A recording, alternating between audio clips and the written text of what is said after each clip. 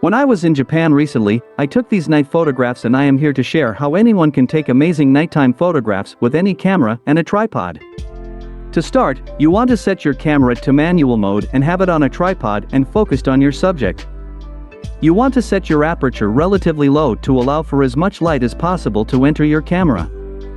For me it was f5.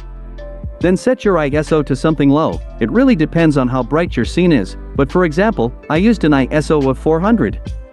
Having a low ISO helps to reduce the amount of noise in your photographs. Now, use your camera's metering to determine the shutter speed needed for a properly exposed image. I ended up using 8 seconds. When you shoot the images, you are going to want to bracket the exposures, meaning take one photo at the proper exposure, one or more that are overexposed, and one or more that are underexposed. Do this by changing your shutter speed. What this allows you to do is capture details in the really dark areas of the image and details in the really light areas of the image. Before we get into Photoshop, if you find this video helpful, please leave a thumbs up and consider subscribing. Now, in Photoshop, go to File, Automate, Merge to HDR Pro.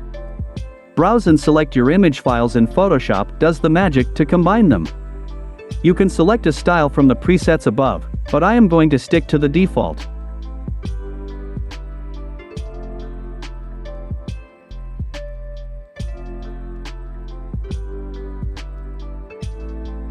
From here, the rest of the editing is up to personal preference.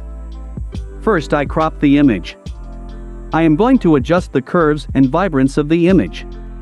Then, using the Dodge tool, lighten the shadows and midtones of the darker areas. I use the camera raw filter to adjust the image to how I see fit, and there you have it. Thank you to all of those who stayed to the end. Leave a comment with your thoughts on the result and see you next time.